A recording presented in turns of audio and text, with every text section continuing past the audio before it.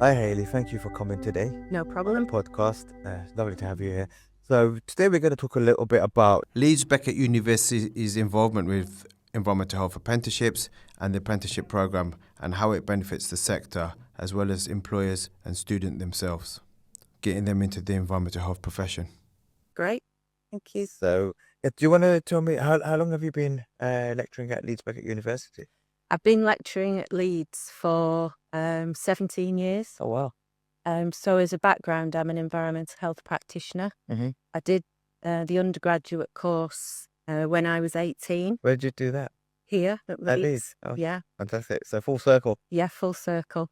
And practiced for 20 plus years and then decided to go into the teaching side. So when you were practicing, did you have experience in all elements of environmental health, or did you specialise? Eventually I specialised, but what I liked about the profession is you could choose several different areas. Absolutely. So I worked in all the areas apart from generally health and safety. Okay. So you've done food, pollution, environmental protection, housing.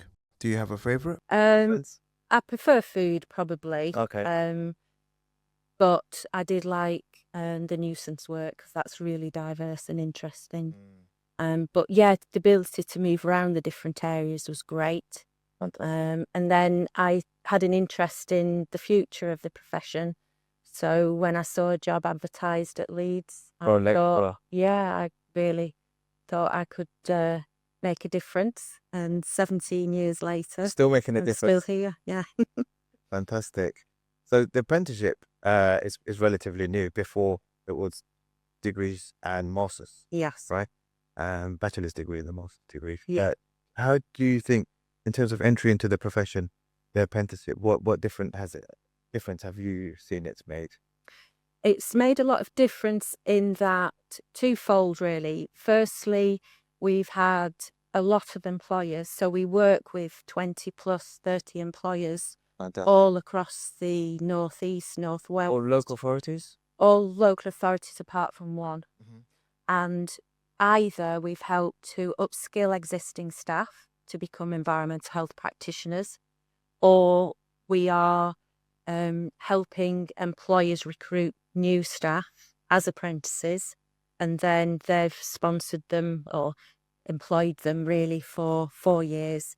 And then we've had our first graduates last year, so they're now working in the profession.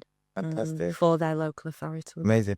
And in terms of the apprenticeship, because it's balancing work and academia, right? So from the apprenticeship point of view, And they're gaining practical experience while they're studying to obtain the qualification. and in my own experience of recruiting in environmental health professions for 27 years now, graduates who haven't got the placement historically really struggle to get employment. Yeah, they do. So what we've got is we've got people who are basically having the degree, having the experience, and then they're coming out ready to go. Ready to be employed straight yeah, away, or so- already in employment. Already in employment or very employable. Yeah. From there as well. Yeah. So it's a really strong candidate that you get from the apprenticeship. Fantastic. So you mentioned that you work with 30 employers across the Northeast. In terms of the employer, what's the benefit of taking on an apprentice? How as opposed to taking on a graduate officer?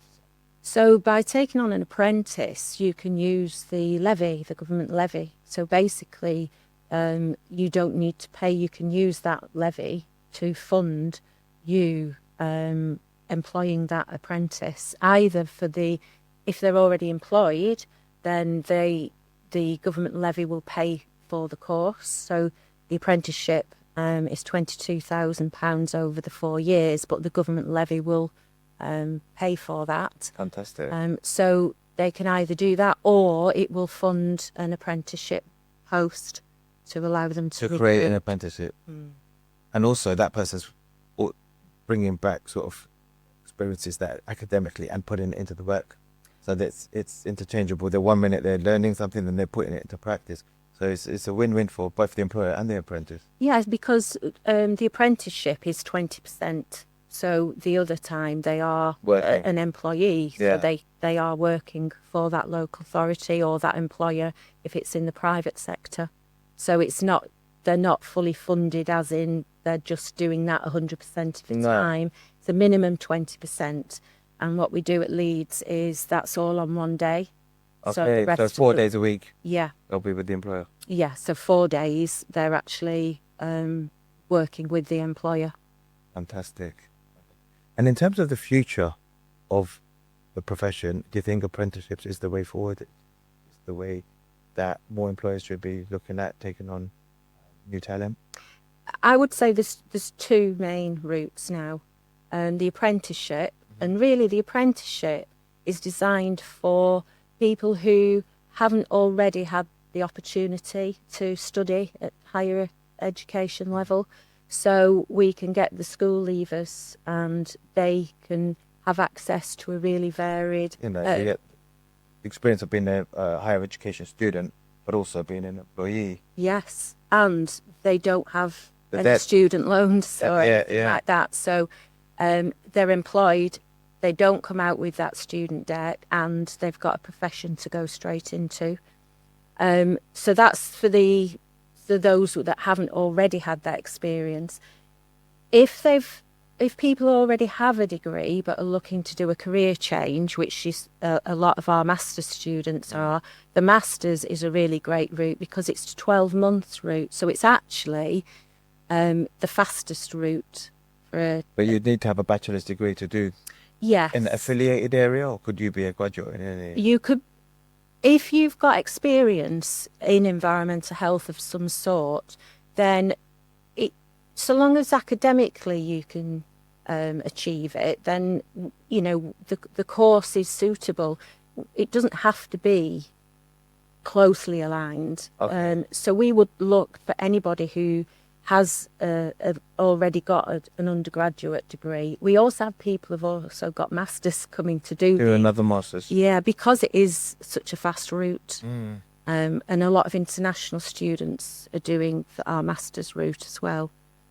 And in terms of the international students, they would have had a bachelor's or potentially a master's, similar or affiliated areas. Do you find a big difference in terms of environmental health in the UK or, say, Asia or Africa?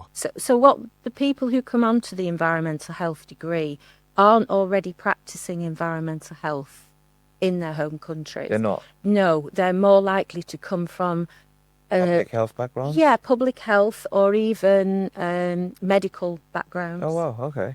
So they're moving into environmental health.